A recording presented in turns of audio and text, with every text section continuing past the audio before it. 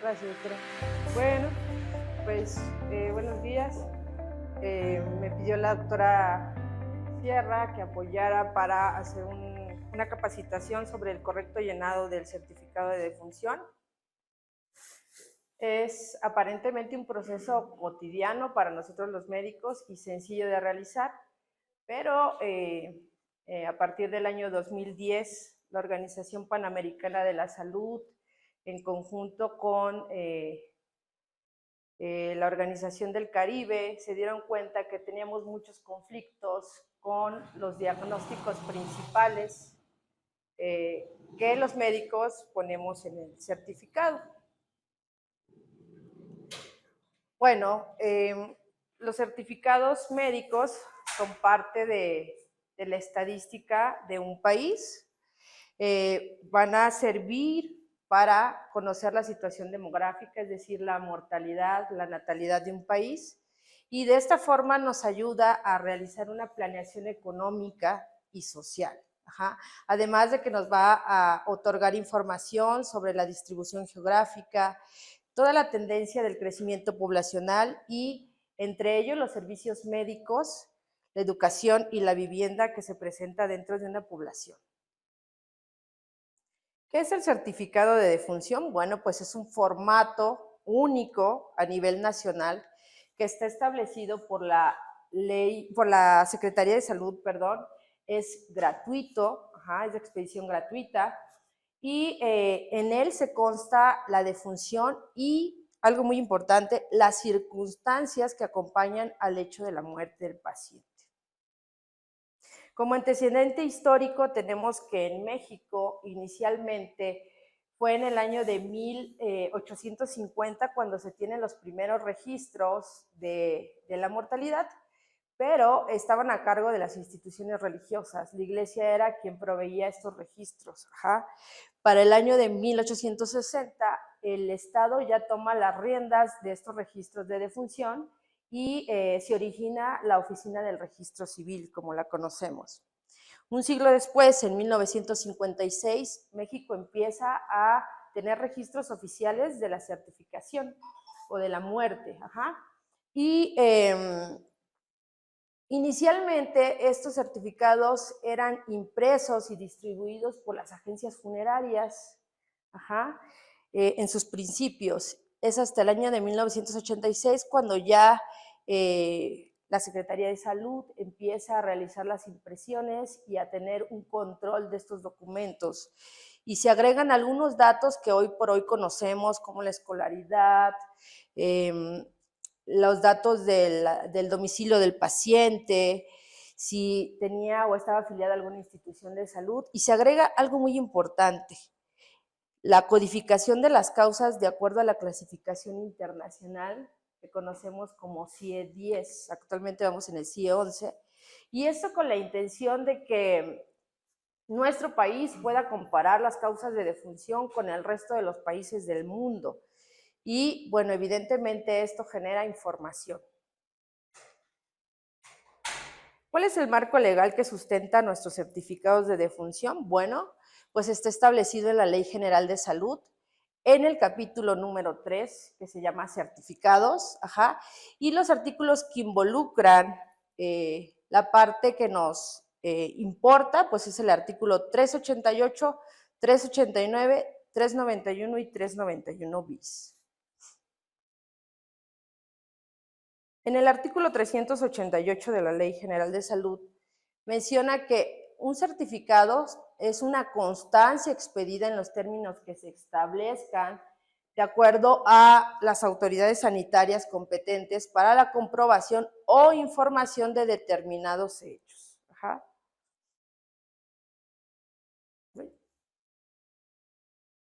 Van a existir diferentes tipos de certificados.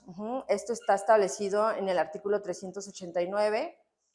Solamente tenemos certificados prenupciales y también certificados de carácter de defunción y de muerte fetal. Para términos sanitarios solamente nos interesan pues, los de defunción y los de muerte fetal. Esta ponencia únicamente voy a hablar del certificado de defunción de la muerte general, no va a incluir la muerte fetal. En el artículo 391 de la Ley General de Salud menciona que los certificados de defunción y los de muerte fetal únicamente pueden ser expedidos por profesionales de la medicina o personas autorizadas por la autoridad sanitaria competente. En el artículo 391 bis menciona que la Secretaría de Salud será quien establezca a quién como persona externa o que no sea del área médica puede autorizar para expedir este tipo de documentación. Y bueno, la norma oficial mexicana marca algunos lineamientos con los que debemos de cumplir para la expedición de estos certificados. Menciona que para toda aquella muerte que ocurre dentro de nuestro territorio nacional, va a ser obligatoria la certificación y tendrán que utilizarse los formatos que estén vigentes de acuerdo a lo establecido por la Ley General de Salud. Y menciona una excepción que obviamente aquellas muertes que, aunque son de nacionales, son ocurridas dentro del extranjero, pues van a quedar excluidas de esta certificación. Asimismo, que para toda defunción y muerte ocurrido dentro del territorio nacional, requieren el certificado de defunción para que el acta de defunción pueda ser expedida, y hace un comentario importante que no debemos de confundir el certificado de defunción con el acta de defunción. Y bueno, el certificado está compuesto por una hoja original y 3 copias.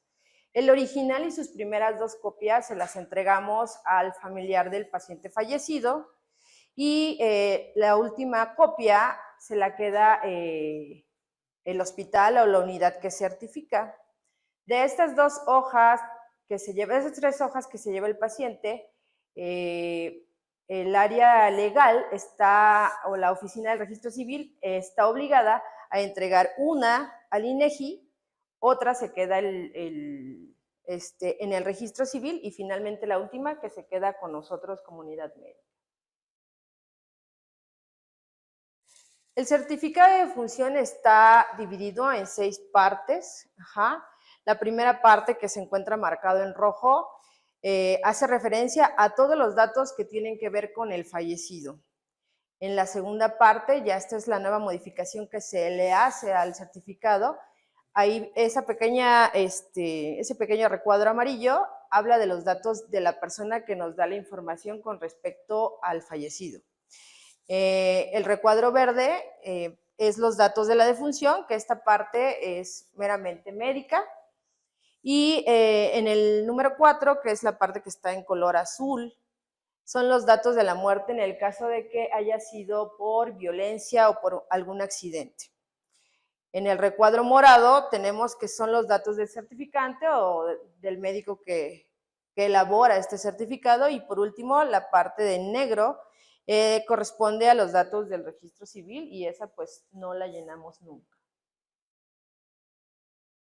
Con respecto a los datos del fallecido, bueno, tenemos que, si se conoce el nombre, pues el formato es muy claro, van a llevar nombre o nombres, primer apellido y segundo apellido. En el caso de que no tuviéramos el conocimiento del nombre, únicamente se marca como se visualiza en la parte de aquí.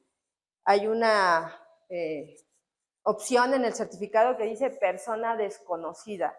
Entonces lo que debemos hacer es únicamente marcar esa opción de persona desconocida, ¿sale?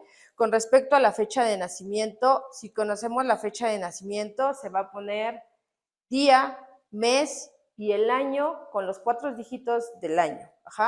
Si no se llegara a conocer la fecha de nacimiento, el formato dice que debemos de rellenar la fecha con números 9. Es difícil que no conozcamos la fecha de alguien de nacimiento, pero en caso de que así se presentara, tienen que rellenar con números 9 todas las casillas. Después pasamos a la parte del sexo.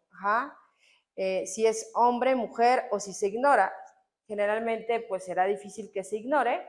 Esto considero que es más para el caso de los fetos, que no podamos determinar los genitales todavía, ¿no?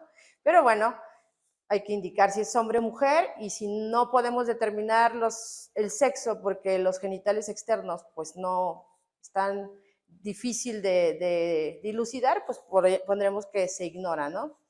En el caso de la entidad de nacimiento, si el paciente es de aquí del país, nació en México, estamos obligados a poner la entidad federativa, ajá, o sea, el estado de la república en el que nació el paciente. Ajá.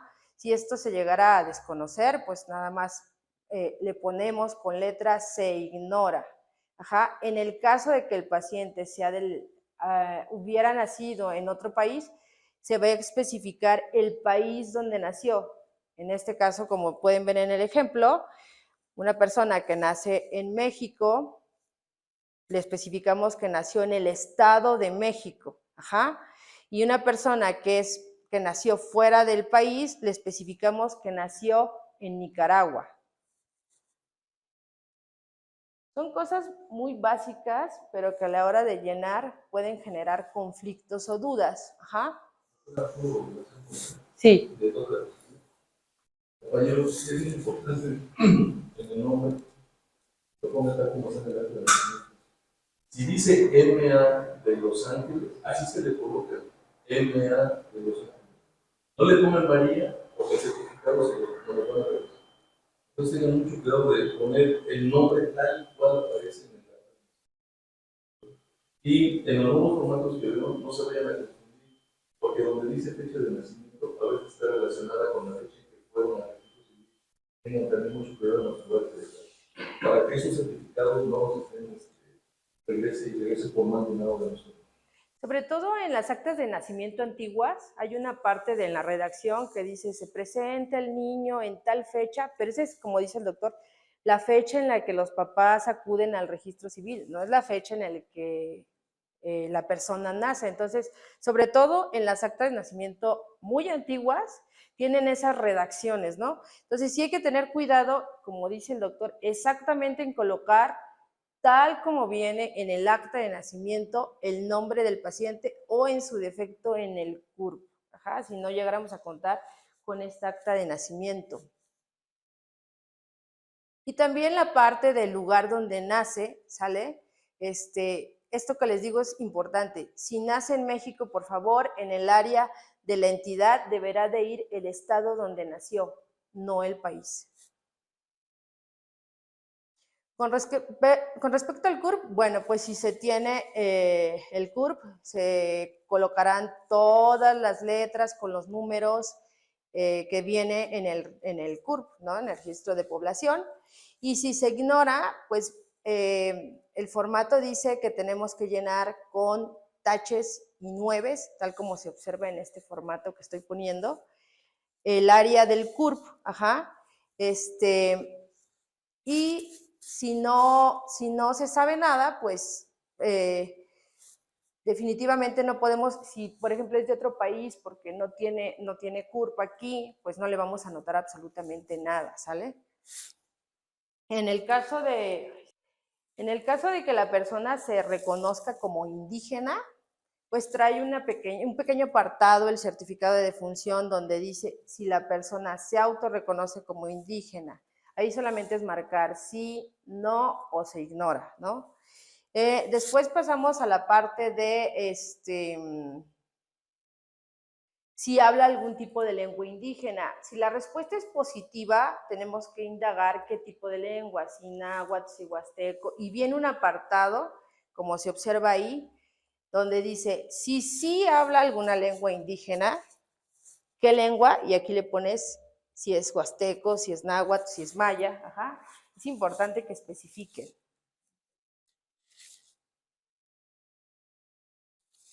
Bien. Ahora, con respecto a la nacionalidad, ajá, ahí, bueno, pues obviamente vamos a poner, si nació en México, pues la nacionalidad será mexicana. Si nació en otro lugar, pues pondremos el país en donde nació, ajá. No vamos a poner boliviano, sino solamente vamos a poner Bolivia, Nicaragua, Estados Unidos, para especificar que no es mexicano, ¿sale?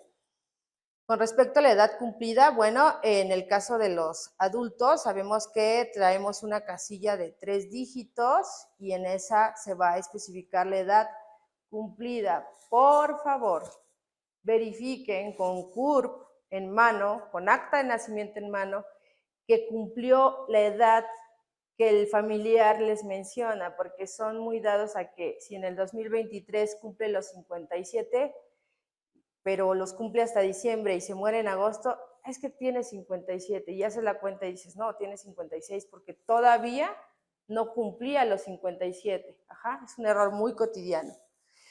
Ahí pues no hay ningún problema, ¿no? O sea, ahí tiene para si son menores de edad, si son menores de 30 días, o sea, trae varias casillas para, dependiendo de la edad del paciente, ¿no? Y obviamente se registra con número arábigo. Con respecto al domicilio, bueno, ahí dependemos mucho del familiar, ¿no? Porque a veces nos traen su INE con un domicilio, pero ya vive en otro. Yo sugiero que le pongan la del INE, porque después es muy conflictivo cuando van al registro civil y muestran, pues, dónde vive el hijo, dónde vive la hija, y no coincide con el INE del paciente. Entonces, y bueno, ahora las nuevas modificaciones en los certificados es que ya te piden qué tipo de vialidad es, y en el tipo de vialidad, si es calle, si es avenida, si es cerrada, ahí en ese punto deberán especificar si es carretera, ¿sí? Y posteriormente vamos a colocar el nombre de la vialidad. No sé, por ejemplo, nosotros que ponemos carretera y el nombre es Federal México-Puebla. Entonces hay que especificar. En el caso del número exterior y el número interior, pues sí lo tienen, pero generalmente en el Estado de México utilizamos manzanas y lotes. El número exterior corresponderá a la manzana y el número interior al lote. Ajá. Después tenemos tipo de asentamiento, que habla si es un pueblo, si es una colonia. Ajá.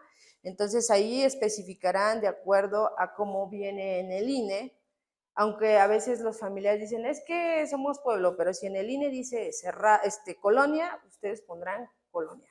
Ajá. Y posteriormente a ello, pues, el nombre de la colonia, como pueden ver aquí, ¿no? Colonia San Rafael. Ajá. Después viene un pequeño espacio para especificar el número de código postal, que generalmente son 5 dígitos. Y en la parte inferior viene un apartado de localidad, municipio, delegación y entidad federativa. Ajá. Entonces, bueno, creo que eso no hay mucha duda. En el caso de la entidad federativa, pues el Estado de la República en el que ocurrió la defunción, y en el caso del municipio o en el municipio, pues si fue en Ixtapaluca, si fue en Chalco o en la delegación que haya sido, ¿no?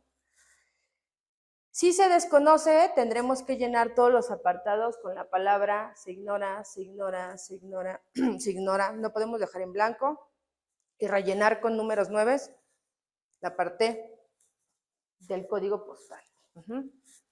Y en todo lo demás tendrá que establecerse qué se ignora. No se pueden dejar rubros vacíos, por favor. En el caso de la escolaridad, pues hay que especificar si terminó algún tipo de estudio. Eso ya es muy sencillo, ¿no? Si la primaria la culminó o no la culminó, viene el siguiente apartado donde dice completa o incompleta, y especificar de acuerdo a lo que le digan los familiares. Ahí sí dependemos completamente de ellos. Pero hay que hacer el interrogatorio de forma dirigida, porque a veces solo te dicen pues el último grado que ellos consideran que terminó, aunque a lo mejor haya empezado la preparatoria, ya no te lo mencionan. Si se ignorara la escolaridad, pues también viene un apartado que dice se ignora. Y por lo tanto, pues ya no tendremos que contestar la siguiente casilla de completa o incompleta. Muy bien. Después viene un apartado de la ocupación habitual del paciente, y bueno, ahí nuevamente viene una casilla para establecer la actividad, si se dedicaba al comercio, si era ama de hogar, si en el momento del fallecimiento estaba trabajando o no trabajaba. Eso solamente es de tache o en una cosa o en la otra, sí o no. Si no saben porque no son su familiar directo, pues se trae otro apartado que dice se ignora. Y vamos a la parte más relevante para nosotros como el área médica, que son los datos de la defunción. En cuanto a los datos de la defunción, viene un apartado del domicilio, del sitio donde ocurre la defunción. En este caso, pues va a ser la unidad médica que expide el certificado, y a qué secretaría o a qué unidad, a qué secretaría pertenece, a qué institución pertenece el hospital donde se generó la defunción.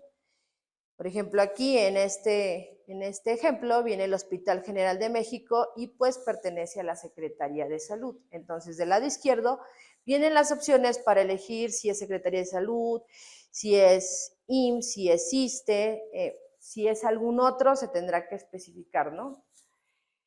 Y enseguida viene especificado el nombre de la unidad médica. Tendremos que ponerlo completo, ¿sale? En la parte inferior viene un registro que es propio de cada hospital, que se llama CLUES, y ese pues se lo tendrán que preguntar al área de administración o de trabajo social, pero es necesario que no se quede ningún punto vacío. Si la defunción sucedió fuera de una unidad médica, pues ahí ponemos que se ignora, ¿no? Y el domicilio, pues nuevamente viene exactamente igual que en el domicilio del fallecido. Qué tipo de vialidad es, el nombre de la vialidad, el número, qué tipo de asentamiento, si hay localidad, el municipio o la delegación donde ocurrió y la entidad federativa. En eso no hay mucho problema, ¿no?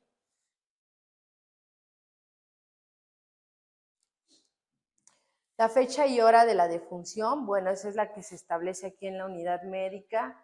Una vez que el médico corrobora que efectivamente el paciente ya falleció, tiene ausencia de signos vitales, tiene ausencia de latido cardíaco, tiene ausencia de registro electrocardiográfico, podemos decir falleció en qué día y en qué hora, y esto va a ir dos dígitos para el día, 2 dígitos para el mes y 4 dígitos para el año. Y en la parte inferior viene el registro de la hora. Utilizamos un formato de 24 horas, por favor, doctores. No existe forma de que pongamos AM o PM, entonces tenemos que utilizar un formato de 24 horas. Y bueno, viene un apartado importante para nosotros que dice, ¿tuvo atención médica? Si tuvo atención médica, sí o no. Si no sabemos porque vinieron los paramédicos y dicen que lo recogieron en la calle o lo que sea, viene un apartado que dice se ignora. Y difícilmente si nos lo traen de la calle estaríamos realizando el certificado nosotros, ¿no? Ahora, si llega, le damos nosotros atención médica y después de que llega, a los 30, 40 minutos, fallece y no hay nadie que nos puede informar porque el mismo paciente lo traen de la calle y bueno, lo encontraron ahí y no saben si sí o no, pues entonces sí tendremos que especificar que desconocemos si lo atendieron o no lo atendieron previamente. Ese nuevo apartado también es una modificación que hicieron ahora para saber si tiene un antecedente quirúrgico en las últimas 4 semanas. Si el paciente tiene un antecedente quirúrgico, viene un apartado para especificar la fecha de la cirugía y el tipo de procedimiento, o el tipo más bien el diagnóstico por el cual se operó. Como pueden ver aquí, 20 de enero del 2022 y se operó de apendicitis. Si no hubiera sido operado, pues solamente vamos a marcar no y por lo tanto no tenemos que responder en la siguiente casilla, ¿no?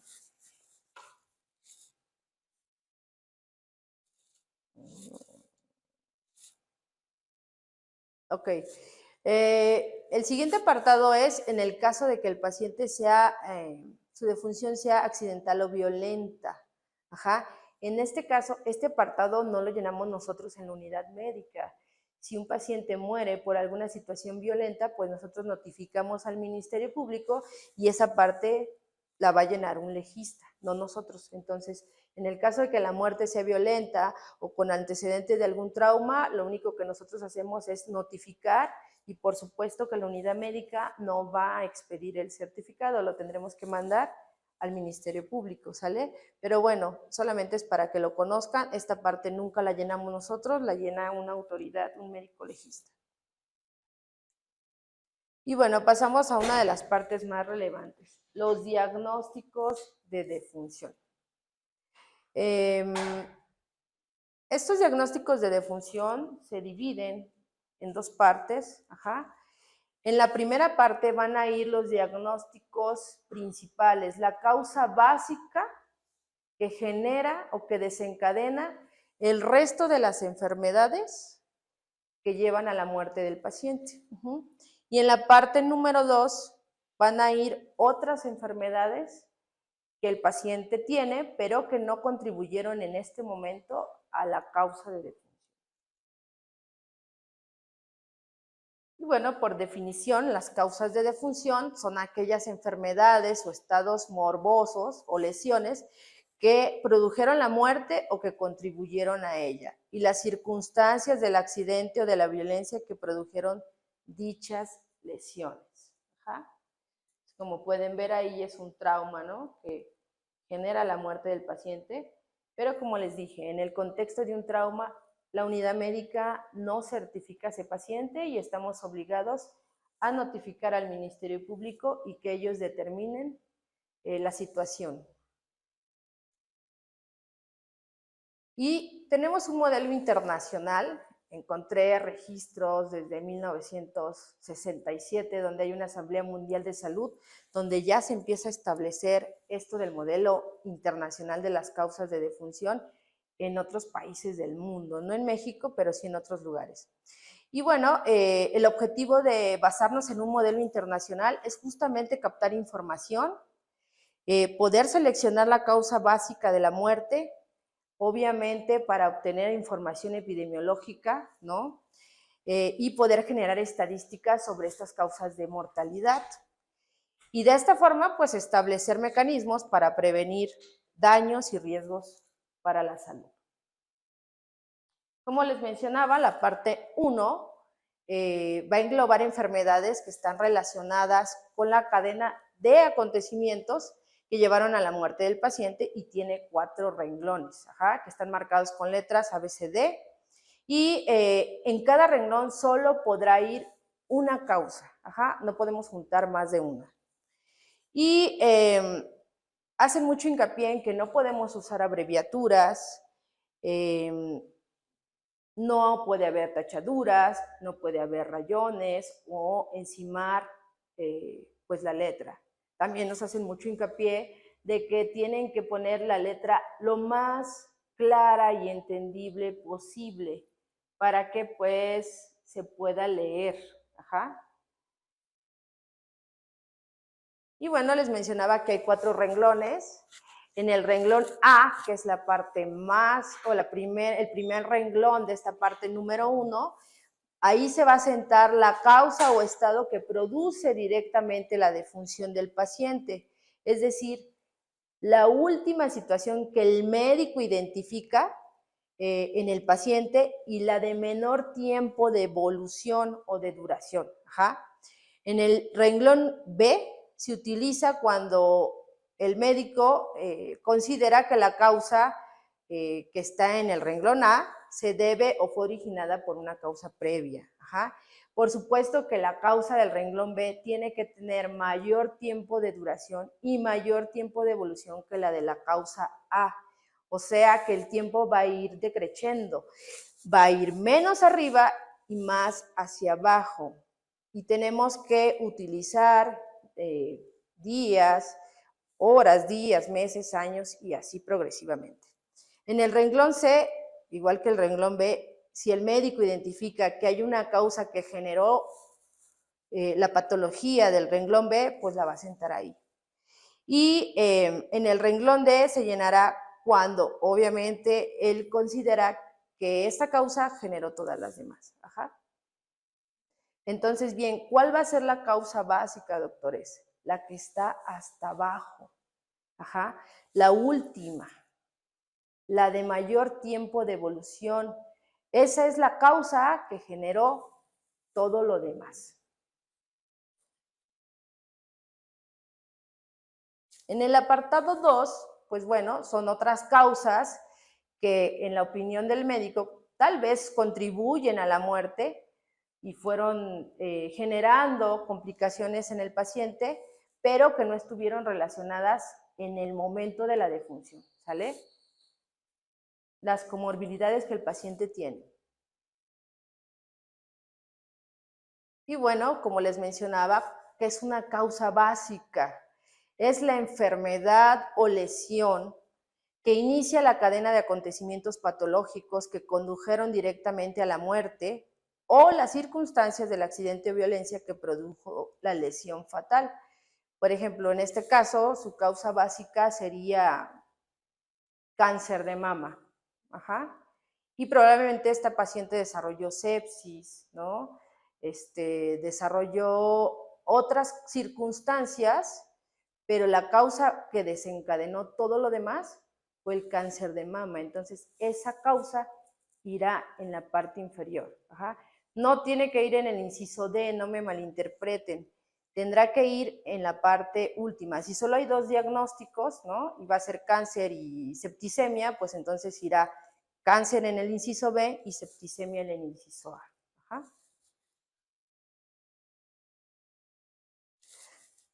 La causa directa o final es la primera afección o condición que se registra en la línea número 1 o en el inciso A del certificado de defunción, y esta va a ser la complicación final que presenta el paciente antes de fallecer. La patología de menor tiempo de evolución que detectamos en el paciente, esa es la que debe de ir en el inciso A y la que se considera como causa directa o final. ¿Qué es una causa interveniente? Bueno, son afecciones que forman parte de las secuencias de patologías o condiciones de los estados mórbidos del paciente y que contribuyen a los eventos que generaron la muerte. Ajá, son las complicaciones y enfermedades intermedias entre la causa directa y la causa básica. Por ejemplo, un paciente con diabetes, su causa básica será la diabetes mellitus, pero tal vez tuvo cetoacidosis y tuvo estado de coma. Entonces, en la causa interveniente será la cetoacidosis, en la causa terminal será el estado de coma y en la causa básica será la diabetes. Ajá. Y existen otras, que son las causas contribuyentes, que esto hablamos específicamente de la parte 2, que ya les había comentado, son comorbilidades que presenta el paciente, pero que no intervinieron directamente en el momento del fallecimiento. Y bueno, aquí les doy un ejemplo, ¿no? De un registro correcto, causa directa, coma, con 2 días de evolución. Vean ustedes que es el de menor tiempo de evolución. Causa interviniente, la cetoacidosis, y causa básica, la diabetes mellitus tipo 2 con glomerulonefritis de 11 años. Y en el apartado número 2 está la hipertensión arterial, y ahí ya no importa si nuestra última patología tenía 11 años, porque son patologías que tenía el paciente como comorbilidades, pero que no participaron en el fallecimiento directo del paciente. Nos enfrentamos a los errores en la calidad del registro. Y bueno, en gran parte estos errores, el principal motivo es el desconocimiento. Ajá. Como les mencionaba al inicio, pareciera que los médicos es un formato cotidiano, pero definitivamente no conocemos el correcto llenado del certificado, a pesar de que la parte posterior trae una información de cómo se debe de llenar correctamente. Yo de aquí a los médicos que están les preguntaría, ¿quién ha leído esa parte posterior del certificado antes de llenarlo? 2, ¿no? 3. Entonces, no estamos muy acostumbrados a leer las especificaciones para hacerlo correcto, ¿no? Y bueno, el problema fundamental es que en general los médicos desconocen cuál es el objetivo y la relevancia de llenar este documento de forma correcta, ¿no? Y pues toda la información que debe de llevar, cómo deben anotarse las causas y en qué renglones, y bueno, lo que les acabo de explicar, qué es una causa terminal, qué es una causa interveniente, qué es una causa básica. Y la otra es el desinterés, ¿no? Nos dicen que hay capacitaciones, que podemos tomar cursos gratuitos, pero en realidad difícilmente los médicos participan en este tipo de capacitaciones, aunque a partir del 2010 la PAJO hizo enormes esfuerzos para decir, necesitan estudiar, ¿no? Necesitan capacitarse. Incluso se volvió por ahí en el 2015 obligatorio para algunas instituciones decir, toma el curso y necesito tu certificado de que ya lo hiciste, ¿no? Entonces, a veces necesitamos eso, que nos obliguen, ¿no? Porque de lo contrario somos apáticos. Y bueno, el desinterés habla de limitación en el conocimiento. No quiero aceptar que no sé, ¿no? Que no estoy capacitado para poder llenar un certificado, que no estoy capacitado para hacer un adecuado análisis y decir, la causa de defunción es esta, la causa principal, y todos deberíamos de tener esa capacidad. Además de que en ocasiones, pues no siempre el médico que atiende al paciente es el que realiza el certificado de defunción. Ajá. También desconocimiento de la importancia que tiene describir específicamente la causa que genera la muerte, ¿no? Porque, bueno, todo esto representa una estadística que, como les mencionaba, se comparan con otros países del mundo. Y si nosotros no le damos la importancia que tiene al registro adecuado o a que de verdad el diagnóstico que se coloca ahí sea el verdadero por el cual el paciente murió, pues estamos transgrediendo toda esta información. Lo vimos en la pandemia de COVID, todos se morían por COVID y muchos de ellos realmente no fue así. Después, hábilmente la secretaria dijo, hay que hacer una revisión porque ya todo matan por COVID, ¿no? Y bueno, también tenemos algunas situaciones como preferencias de los médicos hacia ciertos diagnósticos, ¿no? No conocen la muerte y entonces el diagnóstico que yo domino, ¡zas!, lo pongo ahí, ¿no? ¿Por qué? Pues porque es el único que domino, ajá. Y volvemos a lo mismo, es no aceptar mi falta de capacidad para hacer un análisis adecuado, ¿no? Diagnósticos inventados o complicaciones que colocan y que pues no, definitivamente no son correctas. Ajá. Algunas omisiones también de diagnósticos por una situación cultural, porque se ve mal, porque no quiero que se sepa y bueno, culturalmente puede ser que algún diagnóstico sea poco conveniente, ¿no? En ese país o sea mal visto. O incluso menciona el doctor Equiwa, que puede ser por ocultar deliberadamente algún delito, ¿no? Sí, doctor. Oye, enseña una cosa bien importante, pero hay una cosa bien esencial. Los diagnósticos que nosotros coloquemos menos porque somos muy dados a inventar diagnósticos. Por ejemplo, hay uno muy simple, que lo hemos hecho con modelos, el síndrome urémico no existe. El síndrome urémico como tal no existe. Entonces, si tú pones como causa de muerte síndrome urémico, o sea, a lo mejor, porque en el registro civil te inventan también, como no la entienden, pues le ponen otro parecido. Pero al final de cuentas no es el problema. Uno, fíjense otra cosa, por ejemplo, cuando manejas medicina interna, pones un montón de diagnósticos. Cuando tú estás haciendo ese certificado de difusión, estás batallando, ¿de qué lo marco? Ah, chingada, no es posible. estés poniendo 15 diagnósticos y que ahorita que el paciente no sabe. Entonces eso está mal. Ahora, de urgencia, compañero, por ejemplo, si tenemos que estar atentos en el CIE-11, ¿cuáles son los diagnósticos? Creo que en teoría no nos tendrá que costar trabajo ponerle que falleció el paciente, porque estamos hablando, como bien lo dice la autora de la primera parte, lo que lo mató.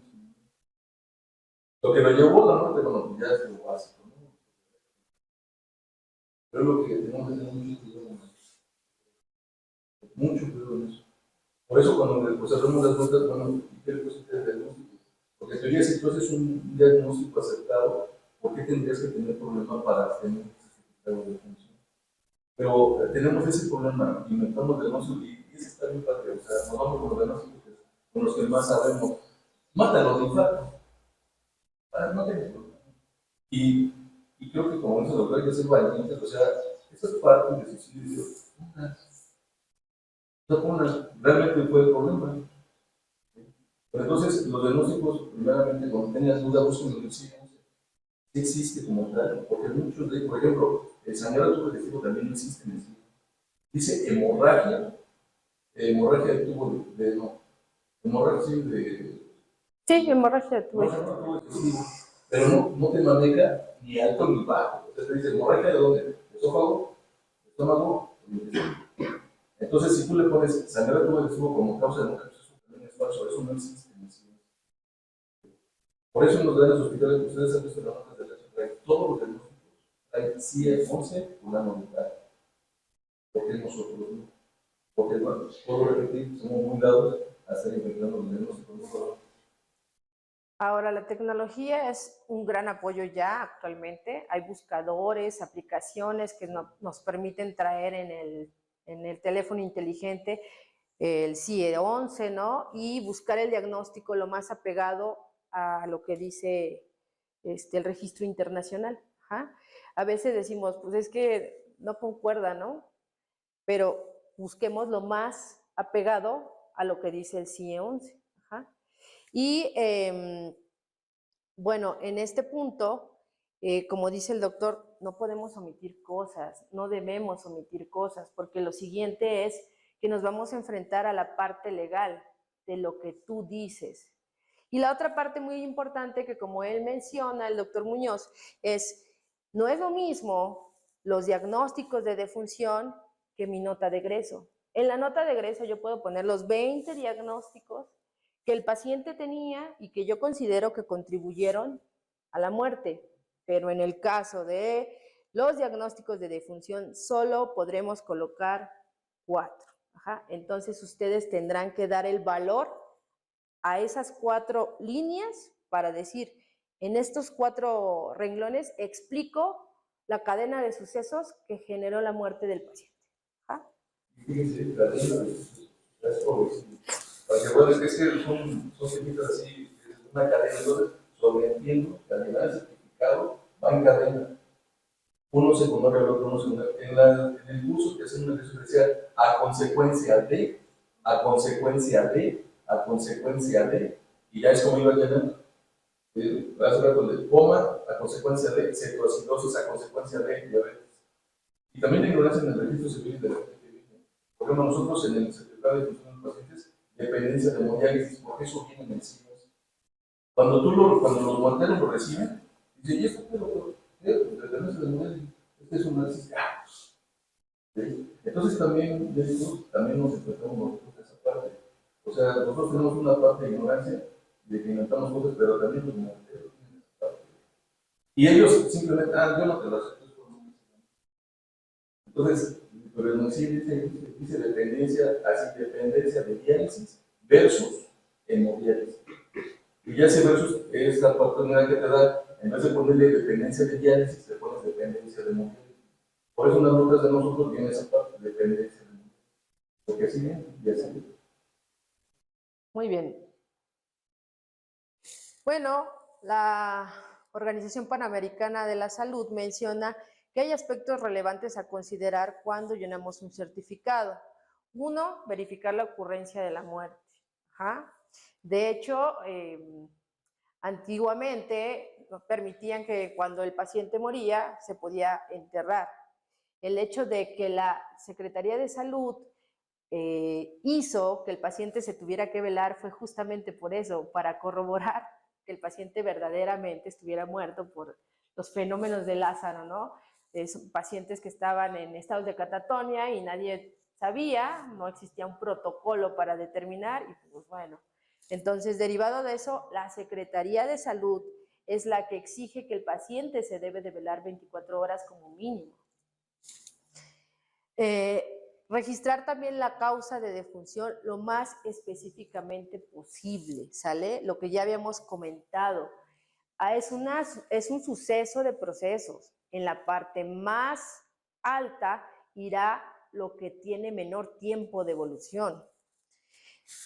No es válido registrar procedimientos médicos, No es válido registrar modos de morir como paro cardiorrespiratorio o falla orgánica múltiple, doctores. Finalmente, ¿quién está muerto sin que se le detenga el corazón o sin que haya fallado todos sus órganos? Entonces, ya está prohibido y lamentablemente lo seguimos viendo. Es relevante también registrar el intervalo de tiempo entre el inicio de las causas y la muerte. Nuevamente hace énfasis, es una cadena de sucesos. No usar abreviaturas ni siglas en el registro de las causas. No probable, no bloqueo AB, no debemos abreviar ningún tipo de diagnóstico. Y nos dice aquí sobre los tumores. Si el paciente fallece por algún tumor, es necesario tratar de especificar el tipo histológico si es que contamos con ese dato. Cuál fue su comportamiento y el sitio anatómico donde se desarrolló el tumor. Y otra parte también de aspectos relevantes para las mujeres de 10 a 54 años, responder las preguntas relacionadas con el embarazo, parto o puerperio.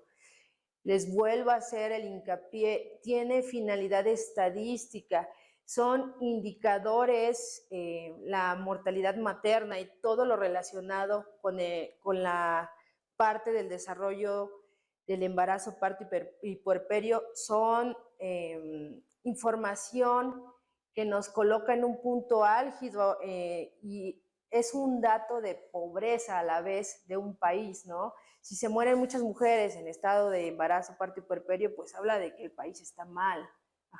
Entonces son datos que no le toman relevancia y no los quieren llenar, ¿no? Y en su nota médica de defunción tampoco vienen los datos ginecobstétricos de la paciente, entonces realmente hay que tomar interés en esta parte, ¿no?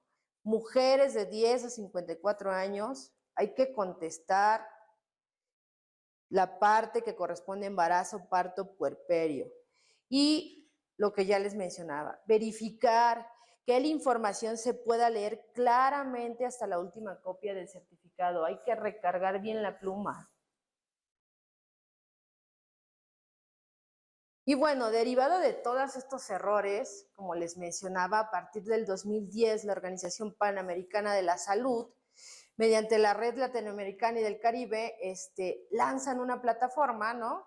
Donde dice, bueno, si te quieres capacitar, aquí está la plataforma, en el campus virtual, y es completamente gratuita, y se llama tal cual, curso virtual sobre el correcto llenado de certificado de defunción, y ellos te extienden un documento si tú acreditas pues la capacitación, ¿no? No sé si hasta aquí tengan alguna pregunta.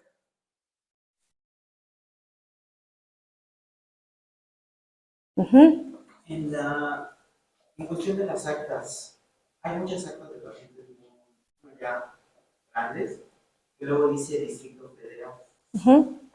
En la cuestión del llenado de del paciente, le pone Distrito Federal como aparece en la acta de nacimiento, o como es actualmente que es Ciudad de México. Ahí no tendrías ningún problema en ponerle Ciudad de México porque finalmente es el nombre actual de esa entidad, o sea, no se modificó, es el mismo sitio. Entonces, no hay ningún problema. Finalmente, su acta de defunción dirá que esa parte del lugar de nacimiento, pues va a decir el nombre actual del sitio, ¿no? Entonces, en esa parte, pues no tendrías conflicto. Puedes poner Ciudad de México. ¿Alguna otra pregunta? Y en la parte de lo que preguntaban los niños de nombre, me ha tocado 2 veces, bueno, no aquí, pero que el acta de nacimiento dice Fernanda, un ejemplo, pero en el INE y en el CURP dice María Fernández, que ha sido 2 veces que me ha pasado. Eso fue en Campeche. Entonces, en este caso, ¿qué nombre se le pondría? Porque allá muy común es Marco, pero ella en el INE y en el CURP decía María, y dice, es que iba arreglando en el mi nombre y nada más se arregló, pero así aparecen los errores. Ahí hay que ponernos de acuerdo con el paciente y es lo que él decida, porque nosotros finalmente no vamos a tener el conflicto. Ellos tendrán que acreditar si hicieron el movimiento a MA o a María con los documentos que tengan que acreditar, porque antes, como les decía, pues quien hacía el registro era la iglesia, ¿no? Y tenían estos documentos de bautismo, su fe de registro, y ahí ellos, pues, si le pusieron MA, pues así se quedaba, ¿no? Y ese era el único antecedente. Pero ahora, pues, ellos tendrían que hacer algún movimiento para unificar y verificar que efectivamente MA y María es la misma persona. Entonces, eso lo tendrían que hacer los familiares antes. Y nosotros ahí, pues, les van a pedir todos los documentos a ellos en el registro civil. Entonces, quien eventualmente tendrá el problema serán ellos, ¿no? Porque tú puedes asentar en el expediente que se realiza en base a la credencial del lector o que te presentan el CURP y que ahí pues menciona que es MA punto, ¿no? Ese punto también es importante que lo pongan, ¿eh? Si aparece punto, punto. Si no aparece punto, no lo pongan. ¿Alguna otra duda? Seguros, porque ahorita vienen los ejercicios. Muy bien. Pues bueno, ¿quién nos quiere ayudar de los médicos?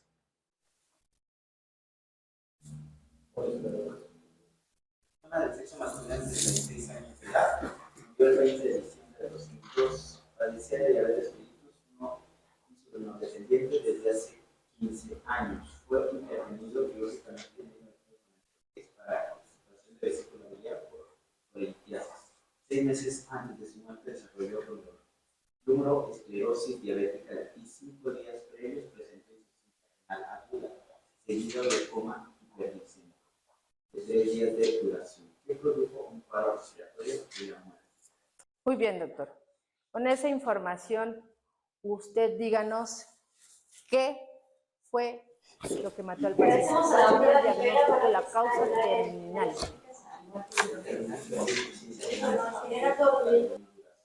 Con el coma hiperglicémico de 3 días de duración, sería la parte 1. Inciso A, ok. En el inciso B, doctor Moreno. Sí, sería lo de los 5 días previos que presentó insuficiencia renal. Ok, entonces en el inciso A, coma. En el inciso B, glomeruloesclerosis diabética. Perdón, insuficiencia renal aguda. Ajá. En el inciso C, doctor Marín. Ya los 6 meses de antes de la muerte desarrolló glomerulosclerosis. Ok, y como causa básica, ok, ya nos ayuda acá la doctora. Pues sí, ¿no? Entonces, la causa terminal fue el coma hiperglicémico, 3 días de evolución, a causa de una insuficiencia renal aguda de 5 días de evolución, por o a consecuencia de una glomeruloesclerosis diabética, y todo esto desencadenado por la diabetes mellitus. La causa básica que generó todo lo demás es la diabetes. Ajá. Y como podían ver, pues aunque decía que lo operaron, ¿no? No es una causa que deba ir como un contribuyente o como un comórbido. Es un antecedente que tendrá que ir en la nota, pero no como parte de los diagnósticos de defunción. A ver, ejercicio 2. A ver, doctor Santillán, ayúdenos. Mujer de 33 años, de embarazo de 36 semanas, que presentó hipertensión arterial elevada de 160 a 115, edema y proteinuria elevada una semana antes de su muerte. El último día presentó convulsiones de cáncer y hemorragia cerebral 12 horas antes de morir. La principal causa es hemorragia cerebral de 12 horas. Ok, como causa terminal, el doctor dice es hemorragia cerebral de 12 horas antes de morir. A ver, doctora Sonia, ¿cuál sería la siguiente en el inciso B? Eclampsia, ¿no? Y en el inciso C, o como causa básica, doctor Muñoz. La pulmonar hipertensiva. Preeclampsia, ¿no? Menciona también. Ah, está arriba. Bueno, ahí está muy sencillo, ¿no? Porque todo está bien descrito, pero ojalá y así estuvieran nuestras notas, ¿no? Entonces, pues, como bien lo mencionaron, la hemorragia fue 12 horas, la eclampsia un día y todo esto desencadenado por la preeclampsia, que sería la causa básica. Y aquí hace la aseveración de como la mujer estaba embarazada, por favor, llena las variables 20 y 22, ¿no? Si estaba embarazada, si fue una complicación del embarazo parte puerperio, no podemos evitarlo, doctores, y menos en estos casos porque nos van a mandar a llamar. Nos van a mandar a llamar para hacer la revisión y ahí es cuando ya terminamos así, ¿no? No le damos relevancia y cuando ya la autoridad nos manda a llamar, ya queremos mejorar las cosas, ya queremos modificar y ese es el momento en el que ya no podemos. Entonces, así como vienen los ejercicios, así es como debemos de poner las notas.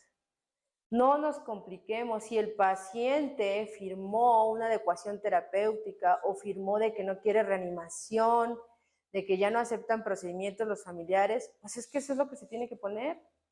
A tal hora, en tal día, el paciente cursa con lo que haya cursado, asistolia, fibrilación ventricular, no se realizan procedimientos invasivos porque el familiar no autoriza, ¿no? Y no inventar cosas que le dimos maniobras, porque si no dominan el tema se van a meter más en conflictos y ponen cosas cuestionables, ¿no? Para alguien que sí domina el tema. Dice, a ver, ¿por qué si el paciente estaba bradicárdico, le pusiste adrenalina? O ¿por qué si el paciente estaba con parada cardíaca, le pusiste atropina? Entonces, acuérdense que nos va a juzgar una autoridad, no nos va a juzgar otro médico, pero si nos juzga otro médico, nos va a dar más duro todavía. Va a buscar lo más minucioso para poderte hundir. Entonces, por favor, si hay dudas, pueden seguirse metiendo al curso que es gratuito, ¿no? Del Relaxis y practicar, ¿no? Porque parece pues sencillo, pero en realidad, como dice el doctor, frente a un paciente con muchos diagnósticos, lo terminamos matando por el menos factible. Y entonces son conflictos legales. Que tenemos 5 años para que esto se haga evidente, ya crees que la libraste y sorpresa, 5 años después te demandan por un caso que ya ni te acuerdas y vamos a ir a dar frente a una autoridad que no sabe de medicina, que no sabe de que te equivocaste y que te va a juzgar conforme a la ley. ¿Sale? No sé si tengan alguna duda, alguna pregunta. Pues por mi parte es todo, espero que haya sido claro. La última parte del certificado no nos corresponde, eso es parte del registro civil. Y pues por mi parte sería todo. Muchísimas gracias. Agradecemos siempre su experiencia y todo su conocimiento. Muchas gracias, doctora. Presente su constancia. Muchas gracias.